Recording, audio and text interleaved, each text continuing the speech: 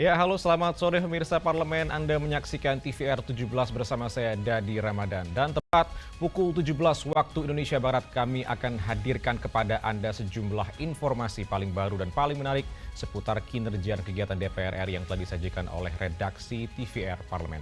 Dan pemirsa TVR Parlemen, inilah TVR 17 selengkapnya.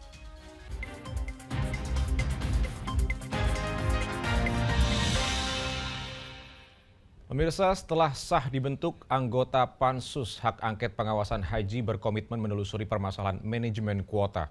Ditengarai ada indikasi pengalihan kuota reguler untuk ONH Plus pada penyelenggaran Haji 2024. Setelah sah dibentuk, anggota Pansus Hak Angket Pengawasan Haji berkomitmen telusuri permasalahan manajemen kuota. Ditengarai ada indikasi pengalihan kuota reguler untuk Haji Plus pada penyelenggaran Haji 2024. Wakil Ketua DPR RI Muhaimin Iskandar telah mengesahkan pembentukan Pansus Hak Angket Pengawasan Haji pada rapat paripurna 9 Juli lalu. Sebanyak 30 orang dari fraksi yang berbeda mendapat amanah menjadi anggota Pansus untuk mengevaluasi penyelenggaraan haji. Salah satu anggota Pansus Lulu Nur Hamidah menyampaikan bahwa pihaknya akan menelusuri dan mengevaluasi berbagai permasalahan haji, di antaranya manajemen kuota haji, pengalihan pelayanan haji reguler, dan adanya indikasi tindakan korupsi yang merugikan negara. Ya tentu yang terkait dengan manajemen kuota haji, ya kemudian pengalihan dari reguler ke haji plus, terus kemudian ya indikasi-indikasi lain yang sekarang ternyata semakin berkembang. Misalnya ditengarain ada unsur-unsur korupsi, konon seperti itu karena memang ada laporan sedemikian. Kemudian juga yang terkait dengan pelaksanaan haji itu sendiri, misalnya manajemen pelayanan di Arafah, di Musdalifah, di Mina atau di Amusna. Kemudian kita juga cek misalnya kaitan kebijakan yang terkait dengan catering dan juga hal ikhfal lah penunjukan rekanan seperti apa. Lulu Nur Hamidah menambahkan Pansus Hak Angket Pengawasan Haji juga akan mengevaluasi beberapa regulasi terkait perizinan visa. Hal itu sebagai respon atas maraknya jemaah haji yang menggunakan visa wisata dan melakukan haji backpacker. Dengan keterbatasan waktu jelang akhir periode, Pansus Hak Angket Pengawasan Haji rencananya akan terus bekerja di masa reses. Pansus akan memanggil pihak terkait seperti Menteri Agama hingga Badan Pengelola Keuangan Haji atau BPKH. Tim Liputan TVR Parlemen melaporkan. Pemirsa, Badan Kerjasama Antar Parlemen DPR RI menerima kunjungan kehormatan Komite Perserikatan Bangsa-Bangsa untuk Palestina terkait keanggotaan Palestina di Majelis Dunia. Badan Kerjasama Antar Parlemen atau BKSAP DPR RI menerima kunjungan kehormatan Komite Perserikatan Bangsa-Bangsa untuk Palestina terkait keanggotaan Palestina di Majelis Dunia. Ditemui usai menerima delegasi Komite PBB untuk Palestina, Ketua BKSAP Fadlizon mengatakan kunjungan ini berkaitan dengan konsistensi Indonesia dalam memberikan bantuan dan dukungan kemerdekaan Palestina. Fadlizon optimis Palestina dapat memperoleh keanggotaan penuh, terlebih belakangan ini beberapa negara menyatakan dukungan dan pengakuan terhadap Palestina. Dalam pertemuan ini, Komite PBB untuk Palestina berharap DPR RI membantu meyakinkan negara anggota PBB untuk menerima Palestina sebagai anggota Majelis Negara Dunia. Mereka juga berharap kita bisa terus membantu dukungan dari sisi parlemen untuk isu-isu Palestina ini, agar isu Palestina ini tetap hidup dan mendapatkan bantuan, jawaban, dan juga segala diplomasi, termasuk nanti ketika perang berakhir gitu ya. Sekarang tentu konsentrasinya adalah bagaimana mengakhiri perang, dan setelah itu akan ada rehabilitasi, kemudian rekonstruksi dan lain-lain. Sampai saat ini terdapat 149 negara yang mengakui keanggotaan penuh Palestina di PBB. Arif Naka, TVR Parlemen melaporkan. Pemirsa, permasalahan mahalnya biaya pendidikan tinggi di Indonesia masih menjadi perhatian serius Komisi 10 DPR RI. Anggota Komisi 10 berkomitmen untuk mendalami persoalan biaya perguruan tinggi di Indonesia melalui panja pembiayaan pendidikan. Permasalahan mahalnya biaya pendidikan tinggi di Indonesia masih menjadi perhatian serius Komisi 10 DPR RI. Anggota Komisi 10 berkomitmen untuk mendalami persoalan biaya perguruan tinggi di Indonesia melalui panja pembiayaan pendidikan.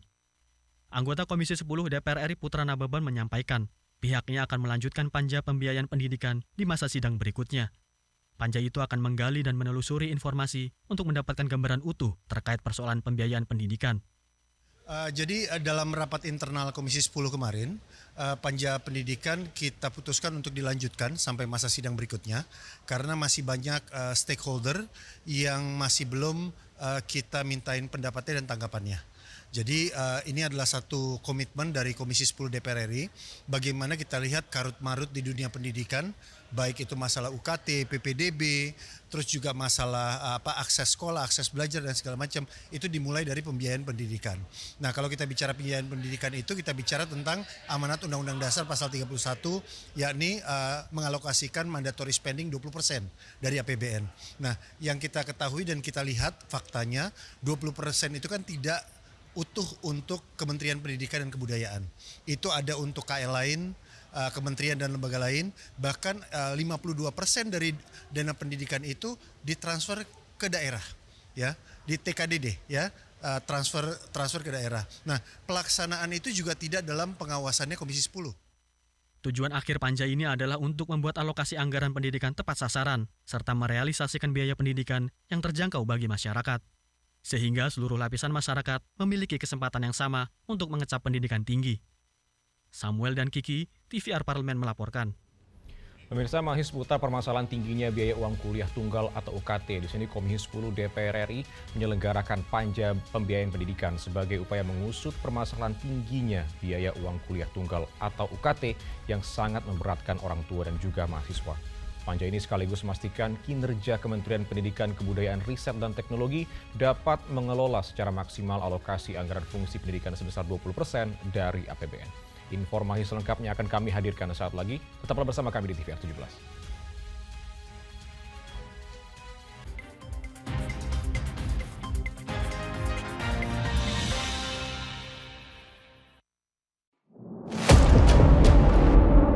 Sini ditambang. Konflik yang terjadi, Sini tidak mengizinkan.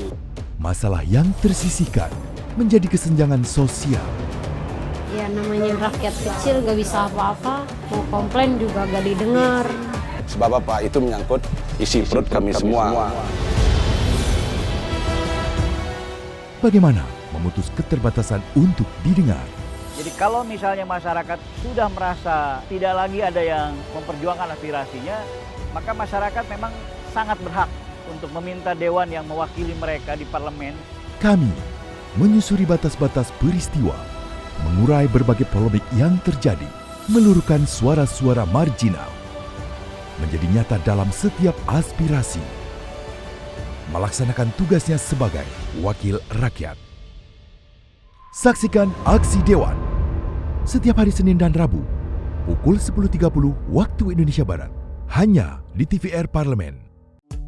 DPR RI memiliki fungsi diplomasi dalam menjalankan politik luar negeri sesuai dengan pasal 116 Undang-Undang MD3. Kontribusi aktif BKSAP DPR RI memainkan peranan penting dalam memenangkan persaingan global melalui IPU, IPA, IPPF, AIPA, dan PUIK. BKSAP memiliki komitmen yang tinggi dalam krisis kemanusiaan dunia. Fungsi diplomasi dijalankan untuk mendukung upaya pemerintah dalam melaksanakan politik luar negeri.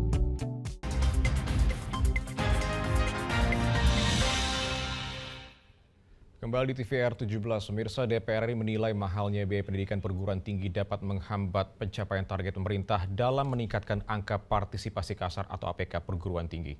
Pemerintah seharusnya mempersiapkan generasi muda Indonesia untuk menghadapi industri 5.0. Simak liputan mendalam yang telah dihimpun oleh tim redaksi TVR Parlemen dalam segmen Lensa Parlemen. Berikut ini.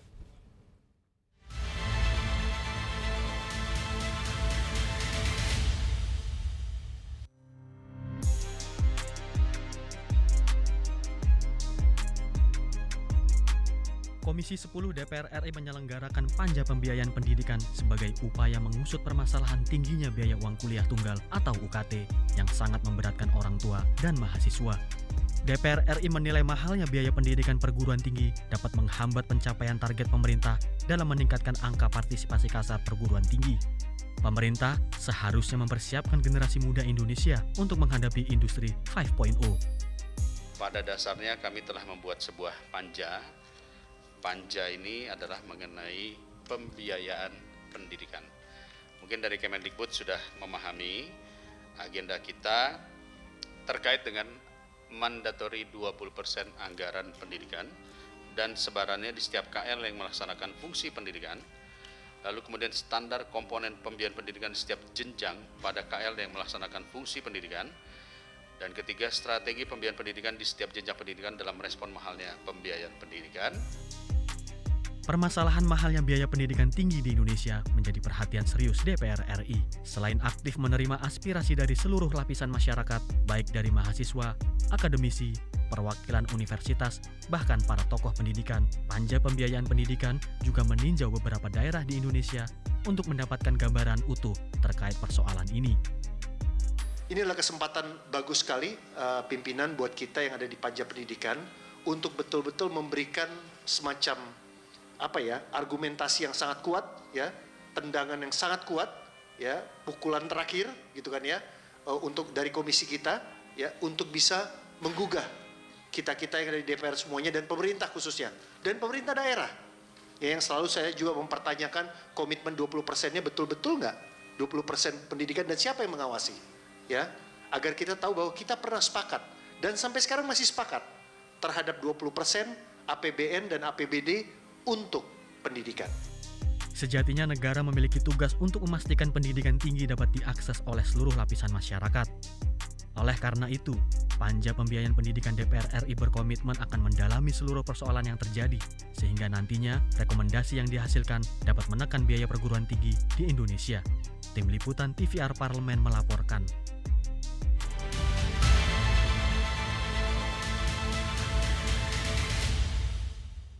DPR RI telah menyetujui revisi Undang-Undang Nomor 17 Tahun 2008 tentang pelayaran menjadi rancangan undang-undang usul inisiatif DPR RI. Perubahan ini dimaksudkan untuk meningkatkan kualitas pelayaran dan meningkatkan kedaulatan negara. Informasi selengkapnya akan kami hadirkan saat lagi, jangan kemana-mana. Tetaplah bersama kami di TVR 17.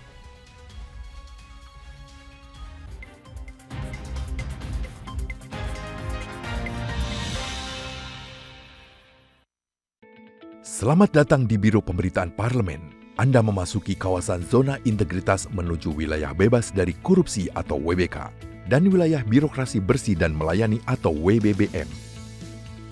Biro Pemberitaan Parlemen berkomitmen penuh untuk mewujudkan wilayah bebas korupsi dan wilayah birokrasi bersih dan melayani. Komitmen kami, pejabat dan jajaran memiliki komitmen tinggi untuk mewujudkan WBK dan WBBM melalui reformasi birokrasi, khususnya dalam hal pencegahan korupsi dan peningkatan kualitas pelayanan publik. Kedua, bebas dari korupsi dengan terwujudnya wilayah bebas korupsi atau WBK, yang artinya bebas dari KKN, gratifikasi dan dari segala bentuk pungutan liar atau pungli. Terakhir, pelayanan prima dengan terwujudnya wilayah birokrasi bersih melayani, yaitu dengan meningkatnya kualitas pelayanan publik dan tercapainya kepuasan masyarakat terhadap pelayanan.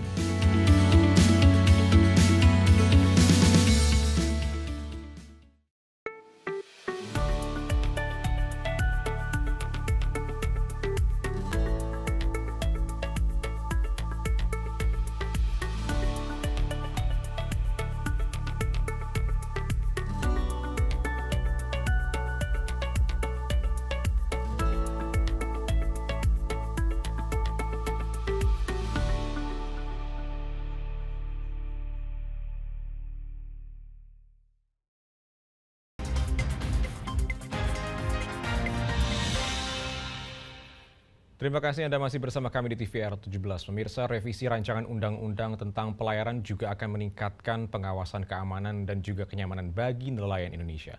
Lantas seperti apa muatan yang didorong dalam rancangan undang-undang tersebut? Berikut laporan selengkapnya bersama rekan kami, Umam Hidayat dari Senayan, Jakarta. Baik, pemirsa TVR Parlemen dimanapun Anda berada, baru saja DPR RI menggelar rapat paripurna ke-20 masa persidangan 5 tahun sidang 2023-2024. Dan dalam rapat paripurna tadi telah disetujui terkait dengan rancangan undang-undang usul inisiatif Komisi 5 tentang perubahan ketiga atas Undang-Undang Nomor 17 Tahun 2008 tentang pelayaran. Dan pemirsa, untuk mengetahui lebih lanjut terkait rancangan undang-undang usul inisiatif Komisi 5 ini, langsung saja kita tanyakan bersama dengan salah satu anggota Komisi 5 DPR RI, Bapak Syahrul Aidi Ma'ashad dari fraksi PKS. Baik Pak, untuk dengan rancangan undang-undang tentang pelayaran ini, apa sih Pak tujuan utamanya? Ya, tentu latar belakang adanya revisi rencana undang-undang pelayaran ini karena kita melihat undang-undang yang ada sekarang masih ada celah-celah yang memungkinkan untuk tidak teraturnya pelayaran di Indonesia. Maka kita mengusulkan agar ada revisi undang-undang untuk memperbaiki kebijakan untuk mengokohkan kedaulatan negeri kita, karena memang Indonesia ini 60% adalah laut. Tentu pelayaran menjadi hal yang sangat penting di dalam negara kita ini, dan ada beberapa catatan yang mesti menjadi perhatian kita untuk memperbaiki sistem kenegaraan kita. Baik Pak, nantinya jika memang RUU ini sudah disahkan menjadi undang-undang, apa sih Pak dampak yang dirasakan bagi masyarakat ke depannya Pak? Ada beberapa catatan. Kita ingin pertama mengokohkan kedaulatan negeri kita, kedaulatan negara kita ini melalui undang-undang pelayaran ini. Di antaranya juga kita ingin mengokohkan, memperkuat industri galangan kapal kita. Yang ketiga, kita mendorong adanya kepemilikan kapal nasional. Karena saat ini banyak sekali kapal milik asing tapi atas nama warga negara Indonesia. Nah, ada relaksasi misalnya tentang pembiayaan, tentang pajak, ada insentif sehingga masyarakat Indonesia memiliki kapalnya sendiri. Dan kemudian kita mendorong agar industri galangan kapal itu diperkuat. Kapal itu kita yang memproduksi sendiri. Nah, ini perlu ada regulasinya tentunya. Pak, kalau di dalam pasal draft dari pasal rancangan undang-undang pelayaran ini kan ada asas sabotage Pak. Seperti apa Pak detailnya? Ya, asas sabotage itu adalah kedaulatan negara ya. Bahwasanya dengan adanya asas ini mengokohkan kedaulatan negeri kita. Itu tadi contohnya bahwa kepemilikan kapal nasional. Kepemilikan kapal nasional kita ya harus yang punya, jangan negara lain yang punya, tetapi pakai bendera kita dan pakai nama orang Indonesia. Itu satu. Yang kedua adalah itu tadi industri galangan kapalnya diperkuat begitu, sehingga kita tidak mengimpor barang yang memang kita butuhkan. Itu diantaranya. Baik Pak, terima kasih atas waktunya. Baik pemirsa, itu tadi bincang-bincang singkat kami dengan salah satu anggota Komisi 5 DPR RI, Bapak Syahrul Aidi Masad dari fraksi PKS. Dan untuk rancangan undang-undang ini tujuan utamanya salah satunya yakni Komisi 5 mendorong agar produksi galangan kapal Indonesia lebih meningkat lagi ke depannya. Dan pemirsa, itu saja yang dapat kami laporkan dari Senayan. Saya Muhammad Hidayat mengucapkan terima kasih dan kembali ke studio. Dan selanjutnya pemirsa, apa saja yang menjadi topik perbincangan di media online nasional pada hari ini? Selengkapnya usai jeda. Tetaplah bersama kami di TVR 17. The House of Representatives of Republic of Indonesia will host the Indonesia Pacific Parliamentary Partnership or IPPP in Jakarta from 25th to 26th of July 2024.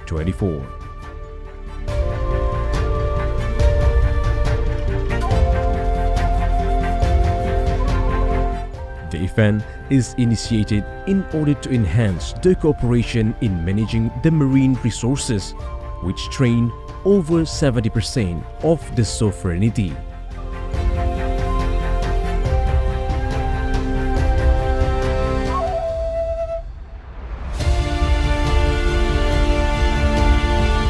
Brings fostering regional connectivity and inclusive development as the main issue. The House invites 14 countries and 2 countries under Pacific regions to participate to this international event.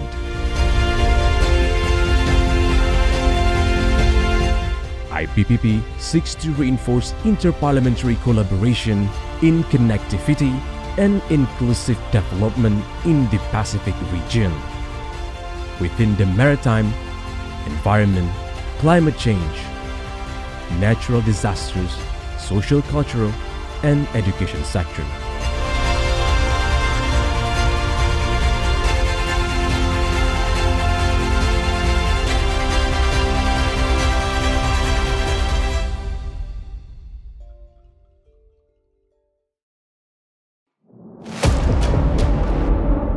sini ditambang. Konflik yang terjadi, Warga sini tidak mengizinkan.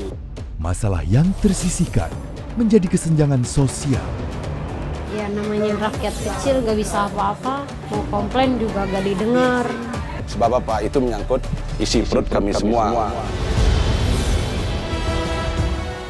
Bagaimana memutus keterbatasan untuk didengar? Jadi kalau misalnya masyarakat sudah merasa tidak lagi ada yang memperjuangkan aspirasinya, maka masyarakat memang sangat berhak untuk meminta dewan yang mewakili mereka di parlemen. Kami menyusuri batas-batas peristiwa, mengurai berbagai polemik yang terjadi, meluruhkan suara-suara marginal, menjadi nyata dalam setiap aspirasi, melaksanakan tugasnya sebagai wakil rakyat. Saksikan Aksi Dewan setiap hari Senin dan Rabu pukul 10.30 waktu Indonesia Barat hanya di TVR Parlemen.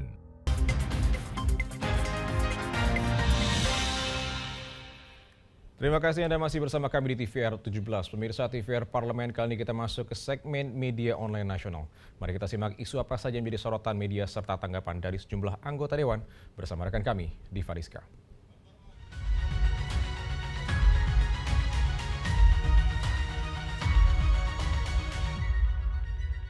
Halo, selamat sore pemirsa. Kembali bersama saya Diva Rizka dalam segmen Media Online Nasional.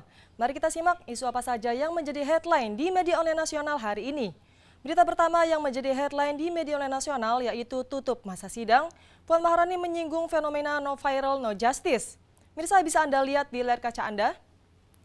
Di sini beberapa media menyebutkan Ketua DPR RI Dr. Honoris Causa Puan Maharani menyinggung fenomena keadilan yang didapat dengan cara viral dalam pidato penutupan masa sidang 5 tahun sidang 2023-2024. Hal ini dinilai menjadi tantangan bagi para pemangku kebijakan, terlebih pemegang kekuasaan negara seperti lembaga eksekutif, legislatif, dan juga yudikatif.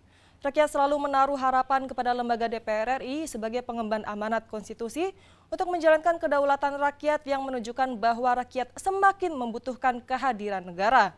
Nah, pemirsa, terkait hal ini, DPR RI akan terus berupaya untuk dapat mewujudkan kehidupan rakyat yang semakin baik, semakin maju, semakin sejahtera, dan juga semakin mudah.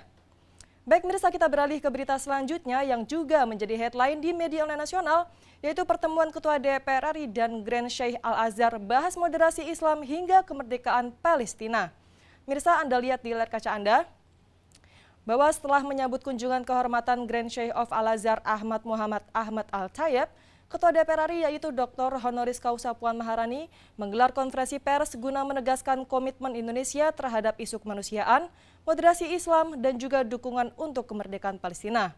Pertemuan dengan Grand Sheikh of Al-Azhar menyoroti pentingnya moderasi dalam Islam serta inklusi perempuan dalam kepemimpinan dan juga politik.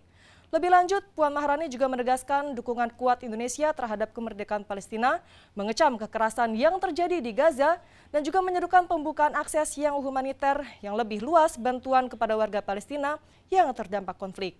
Indonesia berkomitmen dalam memperjuangkan kemerdekaan Palestina melalui dialog diplomatik dan juga perdamaian yang berkelanjutan yang diharapkan.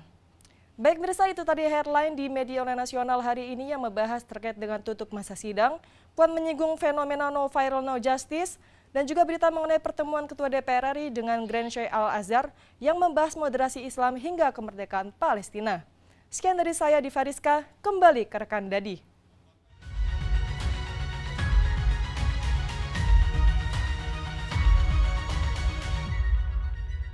Baik, terima kasih rekan Diva yang telah menyampaikan sejumlah update sorotan dari Media Online Nasional pada hari ini. Segmen Media Online tadi sekaligus menutup program TVR 17 edisi sore hari ini. Saya Dede Ramadan beserta seluruh kru TVR Parlemen yang bertugas mengucapkan terima kasih dan pamit undur diri dari hadapan Anda. TVR Parlemen, referensi Indonesia.